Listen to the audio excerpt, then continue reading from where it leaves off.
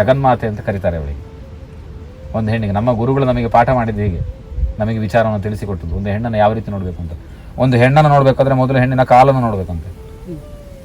ಏನು ನೋಡಬೇಕು? ಹಾಗಾಗಿ ಹೆಣ್ಣಿನ ಕಾಲನ್ನು ನೋಡಿ ನಾನು ಕೈ ಮುಗಿಲಿಕ್ಕೆ ನಾನು ಗಂಡು, ನಾನು ಹೆಣ್ಣಿಗಿಂತ ಸ್ವಲ್ಪ ಮೇಲೆ ಇಲ್ಲ. ಹೆಣ್ಣು ಮತ್ತು ಗಂಡು ಸಮಾನವೇ. ಇದನ್ನು ಶಿವನೇ ಕೊಟ್ಟಿದ್ದಾನೆ, ಶಿವ ಮತ್ತು ಶಕ್ತಿ ಅಂತೇಳಿ. ಅವನೇ ಅದನ್ನು ಮಾಡಿರಬೇಕಾದ್ರೆ ಇನ್ನು ಸಾಮಾನ್ಯವಾದಂಥ ಈ ಮನುಷ್ಯರ ಕೆಲಸ ಎಂತಾರೆ. ಯತ್ರ ನಾರ್ಯಸ್ತು ಪೂಜ್ಯಂತೆ ರಮಂತೆ ತತ್ರ ದೇವತಾಹ ಎನ್ನುವಂಥದ್ದು ನಮ್ಮ ಸಂಸ್ಕೃತದ ಉಕ್ತಿ, ಭಾರತ ದೇಶದ ಒಂದು ಕಲ್ಚರ್. ಒಂದು ಮಾತನ್ನು ಹೇಳಿದ್ದಾರೆ, ಎಲ್ಲಿ ಒಂದು ಹೆಣ್ಣಿಗೆ ಪೂಜನೀಯ ಭಾವನೆಯಿಂದ ಅವಳನ್ನು ನೋಡಲಾಗ್ತದೆಯೋ, ಗೌರವವನ್ನು ಕೊಡಲಾಗ್ತದೆಯೋ, ಅಲ್ಲಿ ದೇವತೆಗಳನ್ನು ನೆಲೆಸ್ತಾರೆ ಅಂತೇಳಿ. ದೇವರು ಅಂದರೆ ಯಾರನ್ನು ಕರೀತದೆ? ಯಾರಾದರೂ ದೇವರನ್ನು ನೋಡಿದರೆ ಇದ್ದಾರೆ? ಹೆಣ್ಣಿನ ಸುರಕ್ಷಣೆ ಬಗ್ಗೆ ಈಗ ನಮ್ಮ ದೇಶದಲ್ಲಿ ನಡೀತಾ ಇರೋದಕ್ಕೆ ಏನಂತ ಹೇಳ್ಬೋದು? ಅತ್ಯಾಚಾರಗಳು, ಹೆಣ್ಣಿನ ಸಂರಕ್ಷಣೆ.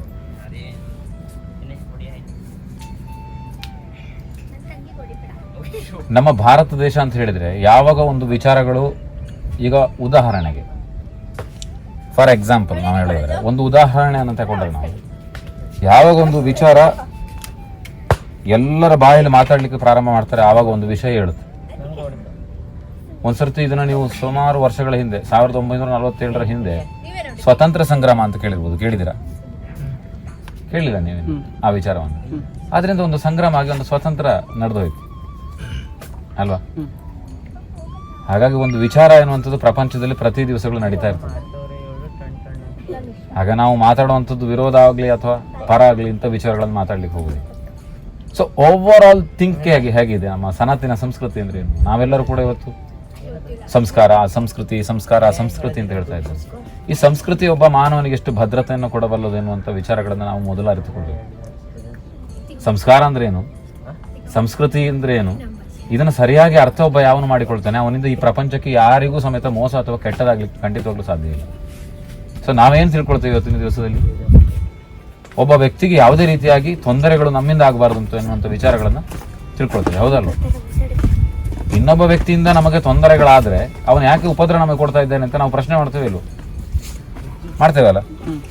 ಹಾಗಿರುವಾಗ ಇನ್ನೊಬ್ಬರಿಂದ ನಾವು ತೊಂದರೆಗೆ ಈಡಾಗಬಾರ್ದು ಅಂತ ಹೇಳಿದ್ರೆ ನಾವು ಕೂಡ ತೊಂದರೆಯನ್ನು ಮಾಡೋದನ್ನು ಕಡಿಮೆ ಮಾಡಬೇಕು. ಈಗ ನೀವು ಹೇಳಿದಾಗೆ ವುಮೆನ್ ಸೆಕ್ಯೂರಿಟಿ ಅಂತ ಇಂಗ್ಲೀಷಲ್ಲಿ ಕೇಳ್ತಾರೆ, ಅಥವಾ ಹೆಣ್ಣಿನ ಸಂರಕ್ಷಣೆ. ಯಾರಿಗೆ ಯಾರು ರಕ್ಷಣೆ ಕೊಡ್ತಾ ಇದ್ದಾರೆ, ಯಾರು ಯಾರನ್ನ ರಕ್ಷಣೆ ಮಾಡ್ತಾ ಇದ್ದಾರೆ? ಸೊ ಸಮಾಜ ಅಂತ ಹೇಳಿದ್ರೆ ಸಾವಿರಾರು ರೀತಿಯ, ಲಕ್ಷಾಂತರ ರೀತಿಯ, ಕೋಟಿ ರೀತಿಯ ಜನರು ಇರ್ತಾರೆ ಸಮಾಜದಲ್ಲಿ ಅಲ್ವಾ? ಪ್ರತಿಯೊಬ್ಬ ವ್ಯಕ್ತಿಯನ್ನು ತಿದ್ದಲಿಕ್ಕೆ ಸಾಧ್ಯ ಇದೆ ಪ್ರಪಂಚದಲ್ಲಿ? ಖಂಡಿತವಾಗ್ಲೂ ಸಾಧ್ಯ ಇಲ್ಲ.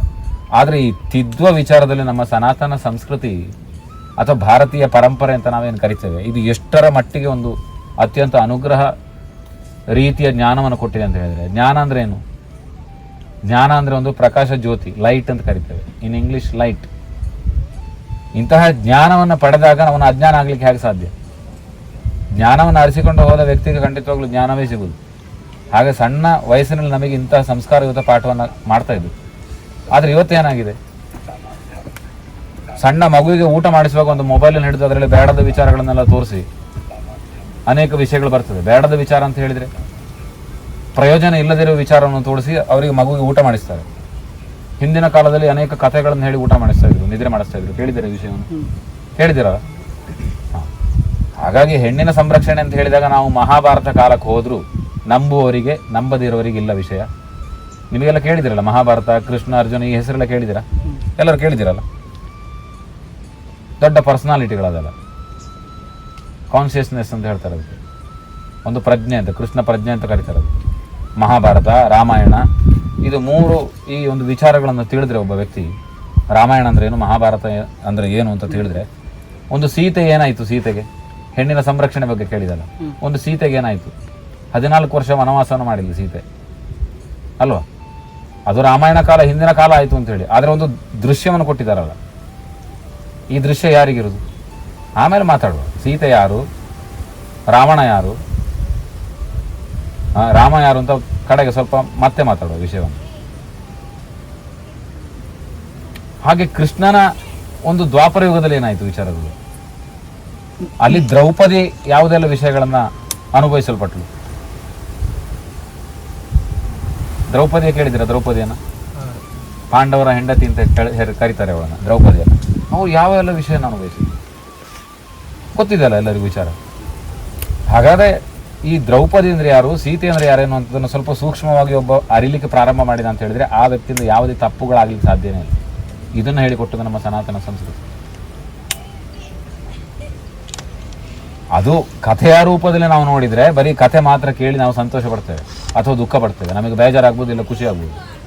ಈ ಕಥೆ ಸಾಮಾನ್ಯವಾಗಿ ಒಬ್ಬ ಮನುಷ್ಯನ ಒಳಗಡೆ ಹೇಗಿದೆ ಈ ಕಥೆ.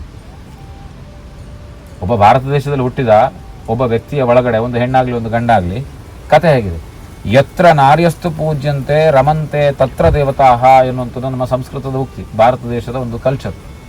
ಒಂದು ಮಾತನ್ನು ಹೇಳಿದ್ದಾರೆ, ಎಲ್ಲಿ ಒಂದು ಹೆಣ್ಣಿಗೆ ಪೂಜನೀಯ ಭಾವನೆಯಿಂದ ಅವಳನ್ನು ನೋಡಲಾಗ್ತದೆಯೋ, ಗೌರವವನ್ನು ಕೊಡಲಾಗ್ತದೆಯೋ, ಅಲ್ಲಿ ದೇವತೆಗಳನ್ನು ನೆಲೆಸ್ತಾರೆ ಅಂತೇಳಿ. ದೇವರು ಅಂದರೆ ಯಾರನ್ನು ಕರೀತದೆ? ಯಾರಾದರೂ ದೇವರನ್ನು ನೋಡಿದರೆ ಇದ್ದಾರೆ ಈಗ? ಆದರೂ ದೇವಸ್ಥಾನಕ್ಕೆ ಹೋಗ್ತೇವಲ್ಲ, ಚಾಮುಂಡೇಶ್ವರಿ ಬಗ್ಗೆ ಏನೋ ಕೇಳಬೇಕು ಅಂತ ಹೇಳಿದ್ವಿ. ಅದೇ ದೇವರು ಅಂತ ಹೇಳಿದಾಗ ಶಿವ, ವಿಷ್ಣು, ಬ್ರಹ್ಮ, ಪಾರ್ವತಿ, ಸರಸ್ವತಿ, ಲಕ್ಷ್ಮಿ, ಅನೇಕ ದೇವತೆಗಳ ಹೆಸರು, ಸುಬ್ರಹ್ಮಣ್ಯ, ಗಣಪತಿ, ಇದೆಲ್ಲ ನಾವು ತಗೊಳ್ತೇವೆ. ರಮಂತೆ ತತ್ರ ದೇವತಾ, ಆ ದೇವತೆಗಳು ಬರಲಿಕ್ಕೆ ಸ್ಥಳ ಯಾವುದಾಗದ್ರೆ ಹೆಣ್ಣನ್ನು ಗೌರವಿಸಿ ಅಲ್ಲೇ ಬಂದು ಕೂತ್ಕೊಳ್ತಾರೆ ದೇವರು ಅಂತೇಳಿ. ಜನನಿ ಜನ್ಮಭೂಮಿಶ್ಚ, ಅದನ್ನೇ ಅವನು ಕೂಡ ಹೇಳಿದ್ದು ವಿಚಾರವನ್ನು. ಸೊ ಅವಳು ಜನನಿ ಆಗಿದ್ದಾಳೆ. ಯಾರು? ತಾಯಿ. ಹೆಣ್ಣು ಅನ್ನುವಂಥವಳು ಜನನಿ ಅಂದರೆ ಎಲ್ಲರ ತಾಯಿ ಅಂತ ಕರೀತಾಳೆ, ಜಗನ್ಮಾತೆ ಅಂತ ಕರೀತಾರೆ ಅವಳಿಗೆ.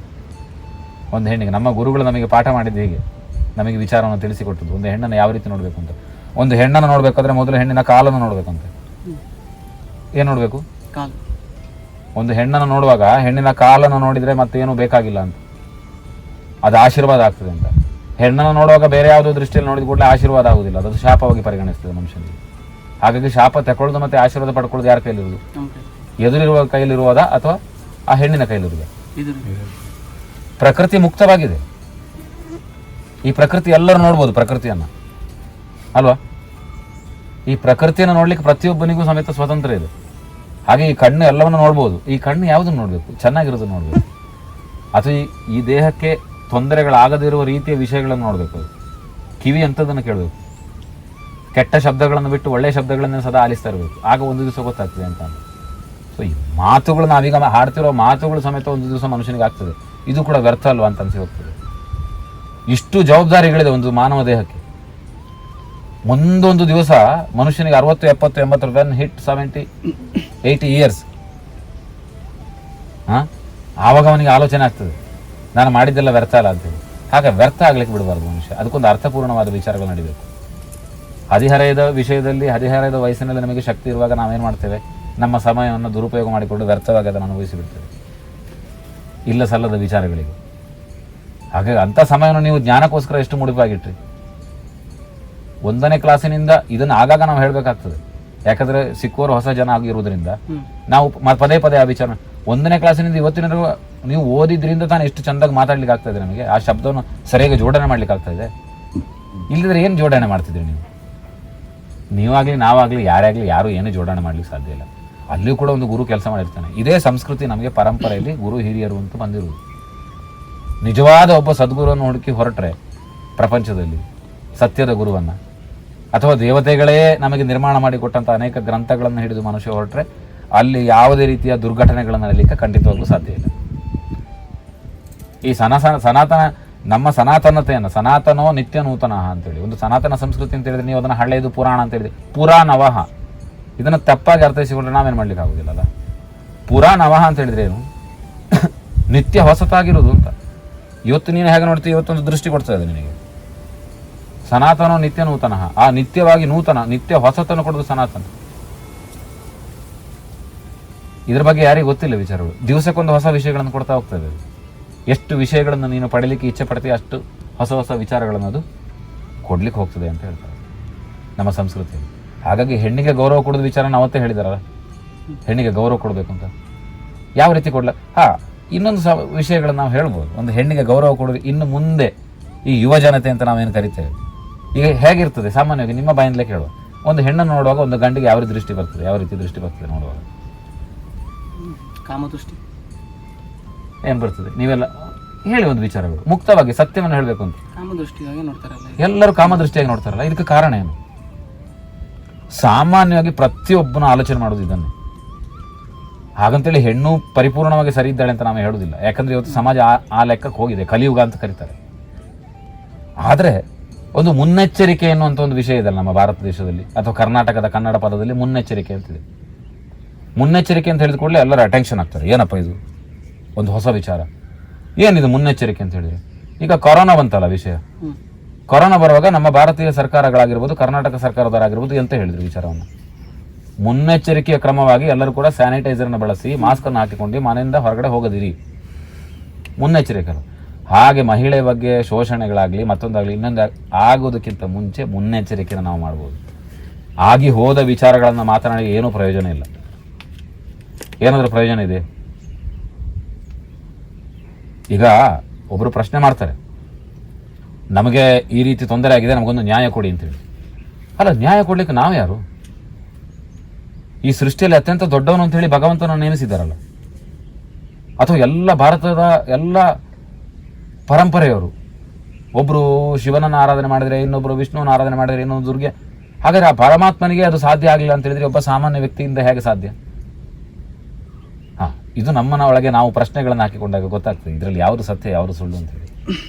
ಆದರೆ ಆ ಫಲಾಫಲಗಳಾಗಿರ್ಬೋದು ಅಥವಾ ಒಂದು ಒಳ್ಳೆಯ ಸಮಾಜದ ನಿರ್ಮಾಣ ಆಗಿರ್ಬೋದು ಅವರವರ ಕೈಯಲ್ಲೇ ಇರುವುದೇ ಹೊರತು ಅದು ಬೇರೆ ಯಾರ ಕೈಯಲ್ಲೂ ಇಲ್ಲ. ಆ ಸ್ವತಂತ್ರವನ್ನು ಪರಮಾತ್ಮ ಮನುಷ್ಯನಿಗೆ ಜೀವನದಲ್ಲಿ ಹುಟ್ಟಿದಾಗ ಕೊಟ್ಟು ಬಿಟ್ಟಿದ್ದಾನೆ. 70-80 ವರ್ಷ ಆಯುಷ್ಯ ಅಥವಾ 100 ವರ್ಷ, ಕಲಿಯುಗದಲ್ಲಿ 120 ವರ್ಷ ಆಯುಷ್ಯ. ನೀನು ಏನು ಮಾಡ್ತೀಯ ಮಾಡು. ಪಾಪಕರ್ಮ ಮಾಡಿದರೆ ನೀನು ಪಾಪವನ್ನೇ ಅನುಭವಿಸ್ತೀಯ, ಪುಣ್ಯಕರ್ಮವನ್ನು ಮಾಡಿದರೆ ಪುಣ್ಯವನ್ನೇ ಅನುಭವಿಸ್ತೀಯ. ಈ ಪಾಪ ಮತ್ತು ಪುಣ್ಯವನ್ನು ಇನ್ನೂ ಸರಳ ರೀತಿಯಾಗಿ ಹೇಳಬೇಕಾದ್ರೆ ನೆಗೆಟಿವ್ ಎನರ್ಜಿ ಮತ್ತು ಪಾಸಿಟಿವ್ ಎನರ್ಜಿ ಇದು ಎರಡು ಸಮಾನವಾಗಿದೆ. ಹಾಗಾಗಿ ಮುನ್ನೆಚ್ಚರಿಕೆ ಅಂತ ಹೇಳಿದರೆ ಒಂದು ಹೆಣ್ಣಿನ ಬಗ್ಗೆ ನಾವು ಹೇಳೋದಾದರೆ, ನೀವೆಲ್ಲ ಹರಿಹರ ಇದು ಹುಡುಗರಿದ್ದೀರಿ, ಇಲ್ಲಿ ಯೂತ್ ಅಂತ ಕರಿತೇವೆ, ಯೂತ್ ಜನ್ರೇಷನ್ ಅಂತ. ಇದೇ ರೀತಿಯಾಗಿ ಇದೇ ವಯಸ್ಸಿನ ಹೆಣ್ಣು ಮಕ್ಕಳು ಇದ್ದಾರೆ.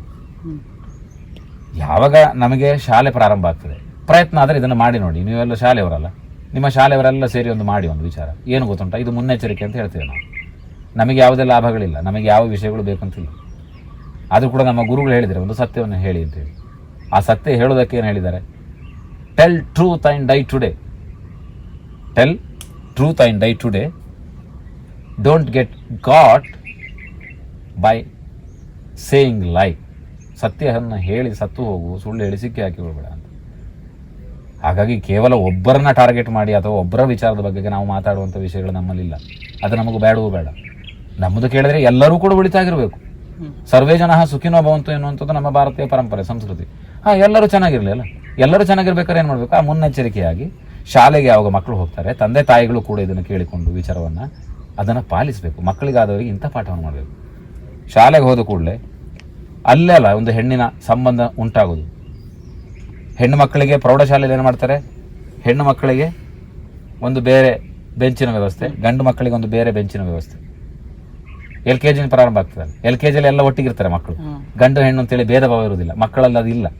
ಸಣ್ಣ ಮಕ್ಕಳಾಗಿರುವಾಗ ಅವರಿಗೆ ಭೇದ ಭಾವನೆ ಇಲ್ಲ, ಎಲ್ಲ ಒಟ್ಟಿಗೆ ಆಟ ಆಡಿಕೊಂಡಿರ್ತಾರೆ ಮಕ್ಕಳು. ದೇವರು ಅಂತ ಹೇಳ್ತೇವೆ ಮಕ್ಕಳು ನಮ್ಮ ಭಾರತ ದೇಶದಲ್ಲಿ. ಚೆನ್ನಾಗಿ ಆಟ ಆಡಿಕೊಂಡಿರ್ತಾರಲ್ಲ.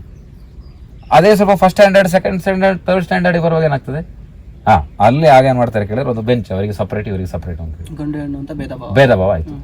ಆಮೇಲೆ ಹೈಸ್ಕೂಲಿಗೆ ಬರುವಾಗ ಅದು ಪೂರ್ತಿ ಡಿಬೇಡ್ ಆಯಿತು. ಕಾಲೇಜಿಗೆ ಬರುವಾಗ ಮತ್ತೊಂದಾಯಿತು. ಕಾಲೇಜಲ್ಲಿ ಒಂದಾಗದೇ ಇರ್ಬೋದು, ಕಾಲೇಜಿಂದ ಹೊರಗಡೆ ಹೋದ ಕೂಡಲೇ ಅಲ್ವಾ. ಇದು ನಾವು ಹೇಳಬೇಕು ಅಂತಿಲ್ಲ. ಯಾರ್ಯಾರಿಗೆ ಅನುಭವ ಆಗಿದೆ ಅವರವರು, ನಿಮ್ಮ ಅನುಭವ, ನಮ್ಮ ಅನುಭವ ಅಲ್ಲ, ನಿಮ್ಮ ಸ್ವಂತಕ್ಕೆ ನೀವು ಏನೇನು ಮಾಡಿದ್ರಿ ಅಂತ ಸ್ವಲ್ಪ ರಿಯಲೈಸ್ ಮಾಡಿಕೊಳ್ಳಿ. ಆಗ ಸತ್ಯ ಯಾವುದು ಸುಳ್ಳು ಯಾವುದು ಅಂತ ನಿಮಗೆ ಗೊತ್ತಾಗ್ತದೆ. ಆ ಸತ್ಯ ಕಂಡಾಗ ಆ ಸತ್ಯವನ್ನು ಹಿಡ್ಕೊಂಡು ಯಾವೊಬ್ಬ ನಡೀತಾನೆ ಅವನು ಯಾವುದೇ ತೊಂದರೆಗಳಿಗೆ ಈಡಾಗುವುದಿಲ್ಲ. ಇಂಥ ವಿಚಾರಗಳನ್ನ ನಾವು ಮಾತಾಡ್ಬೋದು. ಕಳೆದು ಹೋದ ವಿಚಾರಗಳನ್ನು ಮತ್ತೊಮ್ಮೆ ಅಲ್ಲಿ ಹೋಗಿ ಹಿಡ್ಕೊಂಡು ಬರ್ಲಿಕ್ಕೆ ಆಗ್ತದೆ. ಹಿಟ್ಲರ್ ಅಷ್ಟು ಜನನ ಸಾಯಿಸಿದ್ರು ಅಂತ ಹೇಳ್ತಾರೆ. ಹಿಟ್ಲರ್ ಅಥವಾ ಎಷ್ಟೋ ಜನರಿಂದ ಏನೋ ಅನಾಹುತಗಳಾಗಿ ಹೋಗಿದೆ ಅಂತ. 2ನೇ ಮಹಾಯುದ್ಧ ಆಯಿತು, 1ನೇ ಮಹಾಯುದ್ಧ ಆಯಿತು ಅಂತ ಹೇಳ್ತಾರೆ. ಯುದ್ಧ ಆಗ್ಲಿಕ್ಕೆ ಕಾರಣ ಏನಾದರೆ ಈಗ ಯಾಕೆ ಆಗಲಿಲ್ಲ ಎಷ್ಟೋ ವರ್ಷಗಳು? ನಮ್ಮಲ್ಲಿ ಸೆಕ್ಯೂರಿಟಿ ಚೆನ್ನಾಗಿದೆ, ಮನುಷ್ಯನ ಬುದ್ಧಿವಂತಿಕೆ, ಒಂದು ಮಾನವೀಯತೆ ಅನ್ನುವಂಥದ್ದು ಆ ರೀತಿಯಲ್ಲಿ ಈ ಜಗತ್ತಿನ ಯುದ್ಧ ಅಂತೇಳಿ ಬಂದಾಗ ಅಲ್ಲೊಂದು ಅದ್ಭುತವಾದ ವಿಚಾರಗಳು, ಒಂದು ಸಂಸ್ಕೃತಿಯ ವಿನಿಮಯಗಳಾಗಿರ್ಬೋದು ಅಥವಾ ದೇಶಗಳೊಂದಿಗೆ ಒಂದು ಉತ್ತಮ ಸಂಬಂಧಗಳಾಗಿರ್ಬೋದು. ಈ ಸಂಬಂಧ ರಚಿಸಿದಾಗಲ್ವ ಅಲ್ಲಿ ಯುದ್ಧ ಆಗದಿರೋದು. ಯುದ್ಧ ಯಾರಿಗೆ ಬೇಕು, ಯಾರಿಗೂ ಬೇಡ. ಅಯೋಧ್ಯ ಅಂತ ಕರೆದ್ರು. ಅಯೋಧ್ಯ ಅಂದ್ರೆ ಏನು? ಶ್ರೀರಾಮನ ಒಂದು ವಿಶೇಷವಾಗಿರುವಂಥ ವಿಚಾರದಲ್ಲಿ ಯುದ್ಧ ಇಲ್ಲದಿರುವ ಸ್ಥಿತಿಯನ್ನು ಅಯೋಧ್ಯ ಅಂತೇಳಿ ಕರೀತಾರೆ, ಅಯುದ್ಧ ಅಂತೇಳಿ. ಅದನ್ನ ಯಾವುದು ನೀವು ರಾಮ ಮತ್ತೆ ಅದು ಇದು ಅಂತ ಹೇಳಿಕೊಂಡು ನೀವು ಅದನ್ನು ಬೇರೆ ರೀತಿಯಾಗಿ ನೋಡ್ಬಿಡಿ. ಅದನ್ನು ನಿಮ್ಮೊಳಗೆ ಅದು ಹೇಗೆ ಕೆಲಸ ಮಾಡ್ತಿದೆ ಅಂತ ನೋಡ್ಕೊಳ್ಳಿ ಅಲ್ಲ. ಯಾವುದೇ ವ್ಯಕ್ತಿ ಆದರೂ ನಿತ್ಯ ಜಗಳ ಮನೇಲಿ ಆದ್ರೆ ಅವನೆಂತ ಮಾಡ್ತಾನೆ? ಅಯ್ಯೋ ಯುದ್ಧ ಬೇಡಪ್ಪ, ನಮಗೆ ಜಗಳ ಬೇಡ, ನಾವು ಚೆನ್ನಾಗಿ ಸಂತೋಷವಾಗಿ ಜೀವನವನ್ನು ಮಾಡುವಂತ ಹೇಳೋದಿಲ್ಲ. ಸೊ ಒಂದು ವಿಷಯನ ಮಾತಾಡೋಕೆ ನಾವು ಹಲವಾರು ವಿಚಾರಗಳನ್ನು ತೆಗೆದುಕೊಳ್ಬೇಕಲ್ಲ. ಇಲ್ಲದೆ ಅದ್ರದ್ದು ಮಾತು ಹೇಗಾಗ್ತದೆ? ಹಾಗಾಗಿ ಶಾಲೆಗೆ ಯಾವಾಗ ಒಂದು ಮಕ್ಕಳು ಹೋಗ್ತಾರೆ, ಒಂದು ಹೆಣ್ಣು ಗಂಡು, ಅಲ್ಲಿ ಹೆಣ್ಣು ಗಂಡು ಅಂತ ಗೊತ್ತಾಗ್ತದೆ. ಹಿರಿಯರಾದವ್ರು ಏನು ಮಾಡಬೇಕು, ಹೆಣ್ಣಿನ ಕಾಲನ್ನು ಮೊದಲು ನೋಡು.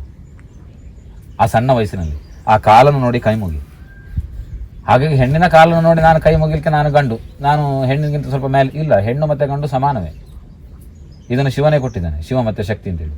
ಅವನೇ ಅದನ್ನು ಮಾಡಿರಬೇಕಾದ್ರೆ ಇನ್ನು ಸಾಮಾನ್ಯವಾದಂಥ ಈ ಮನುಷ್ಯರ ಕೆಲಸ ಎಂತಾಗ?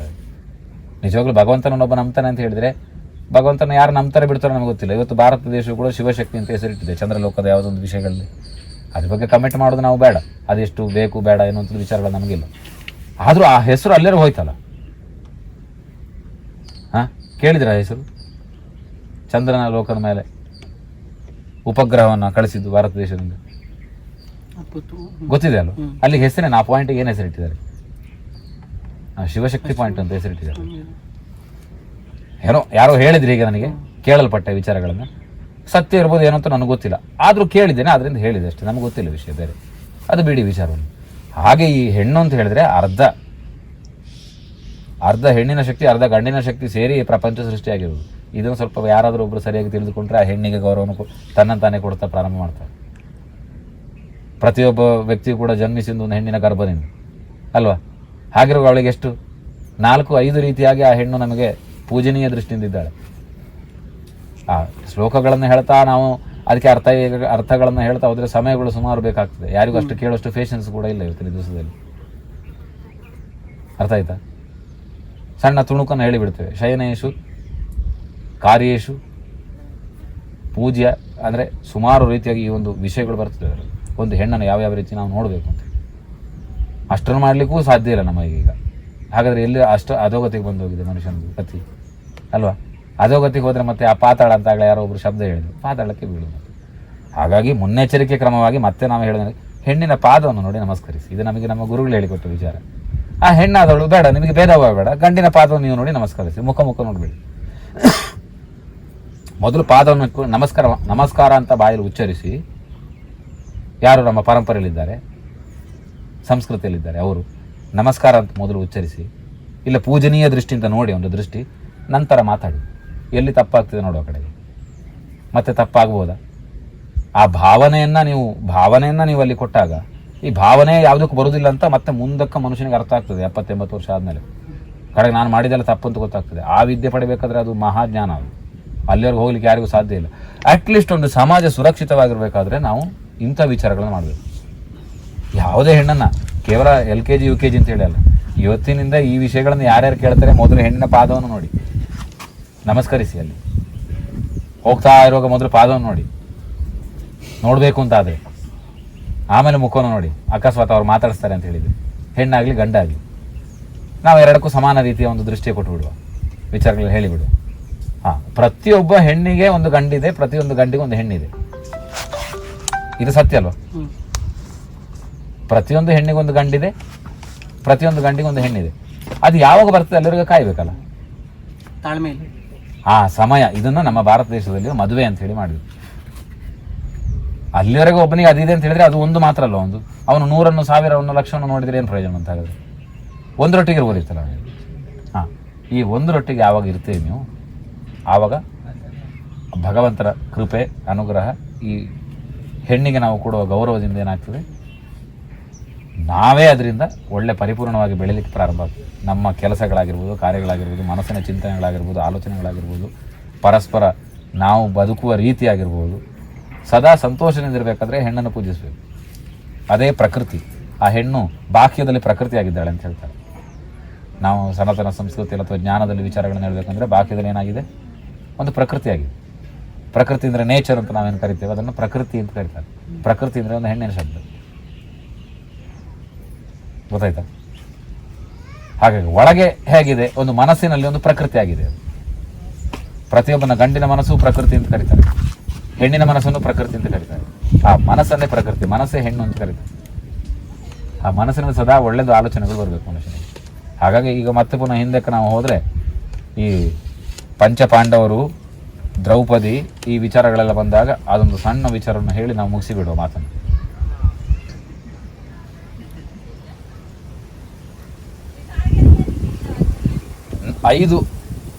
ಸೆನ್ಸ್ ಬಗ್ಗೆ ಹೇಳೋದಾಗಿದೆ, ಪಂಚ ಇಂದ್ರಿಯಗಳು. ಒಬ್ಬನೇ ವ್ಯಕ್ತಿಯ ಪರ್ಸನಾಲಿಟಿ ಅನ್ನುವಂಥದ್ದೇ ಈ ಒಂದು ಮಹಾಭಾರತದಲ್ಲಿ ಬರುವಂಥ ವಿಶೇಷವಾದ ವಿಚಾರ. ಒಂದು ನಿಜವಾದ ಒಬ್ಬ ಪುರುಷನಾದವನು ಹೇಗಿರಬೇಕು ಅಂತ, ಮರ್ಯಾದಾ ಪುರುಷ ಅಂತ ಕರಿಬೋದು ಅವನ್ನ, ಅಥವಾ ಉತ್ತಮ ಪುರುಷ ಅಂತ ಕರಿಬೋದು, ಹೇಗೆ ಬೇಕಾದ್ರೂ ಕರಿಬೋದು. ಸೊ ವಾರಿಯರ್ ಅಂತ ಕರಿಬೋದು ಇಂಗ್ಲೀಷಲ್ಲಿ, ನಾವು ವೀರ ಅಂತೇಳಿ ಕರಿಬೋದು. ಇಂತಹ ವೀರತ್ವ ಎನ್ನುವಂಥದ್ದು ಅವನಿಗೆ ಬೇಕಂತ ಹೇಳಿ ಆದರೆ, ಅಥವಾ ಅದರಂತೆ ನಡಿತೇನೆ ಅಂತ ಹೇಳಿ ಆದರೆ, ಆ ವ್ಯಕ್ತಿ ಈ 5 ಇಂದ್ರಿಯಗಳೇನಿದೆ, ಈ ಪಂಚ ಇಂದ್ರಿಯಗಳೇ ಆ ಪಂಚ ಪಾಂಡವರು ಅಂತ, ಒಂದೇ ಪರ್ಸನಾಲಿಟಿ ಅಂತ ಅದನ್ನು ಸಾಮಾನ್ಯವಾಗಿ ಪ್ರತಿಯೊಬ್ಬ ಮನುಷ್ಯನಲ್ಲಿ ಅರ್ಥೈಸಿಕೊಳ್ಳಿದರೆ ಹಾಗೆ ಅವನಿಗೆ ಮತ್ತೆ ಅದರ ಜ್ಞಾನದಲ್ಲಿ ಹೋಗ್ತಾ ಅವನಿಗೆ ಯಾವ ರೀತಿ ಪಾಠ ಆಗ್ತದೆ, ಅದು ಸ್ವಯಂ ಅವನ ಜ್ಞಾನ ಆಗಿ ಹೋಗ್ತದೆ ಆ ವಿಚಾರಗಳು. ಹಾಗಾಗಿ ವಾಯುವಿನಿಂದ ಬಂದನು ವಾಯುಪುತ್ರ ಆಂಜನೇಯ ಅಂತ ಕರಿತೇವೆ ನಾವು. ಮೂಗಲ್ಲಿ ಉಸಿರಾಡೋದಿಲ್ಲ, ಇನ್ಹಲೇಷನ್ ಎಕ್ಸಲೇಷನ್ ಉಸಿರಾಡ್ತದೆ. ಹಾಗಿರುವಾಗ ಆ ಪಾಂಡವನ ಭೀಮನ ತತ್ವ ಏನು ಅಂತ ನಮ್ಮ ಉಸಿರಾಟದಲ್ಲಿದೆ ವಿಚಾರಗಳು. ಸೊ ಅಗ್ನಿ ತತ್ವವನ್ನು ಅರ್ಜುನ ಅಂತ ಕರೀತಾರೆ. ಅವನ ಅಗ್ನಿ ಅಂದರೆ ಶಿವ, ಶಿವಾಂಶ ಸಂಭೂತ ಅಂತ ಕರೀತಾರೆ. ಸೊ ಒಂದೊಂದು ಅಂಶದಿಂದ ಆ ಒಂದೊಂದು ಪಾಂಡವರ ಒಂದು ಪರ್ಸನಾಲಿಟಿಯನ್ನು ಹೇಳಿದ್ದಾರೆ. ಅದೆಲ್ಲ ಅಂಶ ಒಂದೇ ಶರೀರದಲ್ಲಿದೆ ಅಂತ. ಆ ಶರೀರದಲ್ಲಿ ಆ ಎಲ್ಲ ಅಂಶಗಳನ್ನು ನೋಡಿದಾಗ ಏನಾಗ್ತದೆ, ಅವನ ದೃಷ್ಟಿ ಚೆನ್ನಾಗಿರ್ತದೆ. ಒಂದು ಹೆಣ್ಣನ್ನು ಯಾವತ್ತೂ ಅವನ ಕೆಟ್ಟ ದೃಷ್ಟಿಯಿಂದ ನೋಡಿದೆ, ಅವನು ಒಳ್ಳೆ ದೃಷ್ಟಿಯಿಂದಲೇ ನೋಡ್ತಾನೆ. ಆಗ ನಿಜವಾದ ಪುರುಷನಾಗ್ತಾನೆ ಅವನು. ಅಷ್ಟು ಮಾಡಿಯೇ ಆ ವ್ಯಕ್ತಿಗೆ, ಆ ದ್ರೌಪದಿಗೆ ಕಾಪಾಡಬೇಕಾದ್ರೆ ಕೃಷ್ಣನೇ ಬರಬೇಕಾಯ್ತು ಭಗವಂತ. ಆಗ ಭಗವಂತ ಯಾವುದೋ ರೂಪದಲ್ಲಿ ಎಲ್ಲರನ್ನು ಒಂದು ರಕ್ಷಿಸ್ತಾನೆ ಅನ್ನುವಂಥದ್ದು ನಮ್ಮ ಸನಾತನ ಸಂಸ್ಕೃತಿ, ಭಾರತೀಯ ಪರಂಪರೆ. ನಮಃ ಶಿವಾಯ. How are you? Good, thank you. We are all fine. Yeah. Okay, enjoy Indian nature. Have a lovely day. Thank you. ನಮಃ ಶಿವಾಯ. ಅರ್ಥ ಆಯ್ತಾ? ಹಾಗಾಗಿ ಆ 5 ವಿಚಾರಗಳು ಎಲ್ಲಿರೋದು, 5 ಸೆನ್ಸ್ ಎಲ್ಲರಿಗೂ ಇದೆ ಅಲ್ಲ, ಪಂಚ ಇಂದ್ರಿಯಗಳು. ಆ ಇಂದ್ರಿಯಗಳನ್ನು ಸರಿಯಾಗಿ ಇಡಿ. ನೋಡುವ ದೃಷ್ಟಿ ಸರಿಯಾಗಿರಲಿ, ಕೇಳುವ ವಿಚಾರಗಳು ಸರಿಯಾಗಿರಲಿ, ಮಾತನಾಡುವ ಶಬ್ದಗಳು ಸರಿಯಾಗಿರಲಿ, ಅದೇ ರೀತಿ ಆಹಾರದ ವಿಚಾರಗಳು ಸರಿಯಾಗಿರಲಿ. ಸ್ಪರ್ಶ ಅಂತ ನಾವು ಏನು ಕರಿತೀವಿ, ಬೆಂಕಿನ ಸ್ಪರ್ಶ ಮಾಡಿದ ಕೂಡಲೇ ಸುಟ್ಟೆ ಹೋಗ್ತಾನೆ. ಒಂದು ಹೆಣ್ಣು ಅಂದರೆ ಬೆಂಕಿ ಅಂತ ತಿಳ್ಕೊಳ್ಳಿ. ಇನ್ನೊಂದು ವಿಚಾರ ಹೇಳಬೇಕಾದ್ರೆ, ಒಂದು ಹೆಣ್ಣು ಅಂದರೆ ಬೆಂಕಿಗೆ ಸಮಾನ ಅಂತ. ಅವಳನ್ನು ಯಾರು ಕೆಟ್ಟ ದೃಷ್ಟಿಯಿಂದ ನೋಡ್ತಾರೆ ಅವ್ರಿಗೆ ಯಾವುದೋ ರೀತಿಯಿಂದ ಏನೇನೋ ವಿಚಾರಗಳು ನಡೆಯುತ್ತೆ ಭಾರತ ದೇಶದಲ್ಲಿ. ಇದು ನಮಗೆ ಮಾಡಿದ ಪಾಠ ಇದಲ್ಲ. ಅಗ್ನಿ ಅಂತ ಕರೀತಾರೆ ಅಲ್ವಾ. ಸೀತೆ ಅಂತ ಜ್ವಾಲೆ, ರಾವಣನಿಗೆ ಮುಟ್ಲಿಕ್ಕಾಗಲಿಲ್ಲ ಅಂತ. ಸೀತೆಯನ್ನು ಬಂಧಿಸಿಟ್ಟರು ಸಮೇತ ಅವನಿಗೆ ಮುಟ್ಲಿಕ್ಕಾಗಲಿಲ್ಲ. ಯಾಕೆ? ಅವಳು ಸ್ವಯಂ ಜ್ವಾಲೆ ಆಗಿದ್ದಾಳೆ, ಅಗ್ನಿ ಆಗಿದ್ದಾಳೆ. ಆ ಅಗ್ನಿಯನ್ನು ಯಾರಿಗೆ ಮುಟ್ಬೋದು? ರಾಮನಂತವರಿಗೆ ಮಾತ್ರ ಮುಟ್ಬೋದು.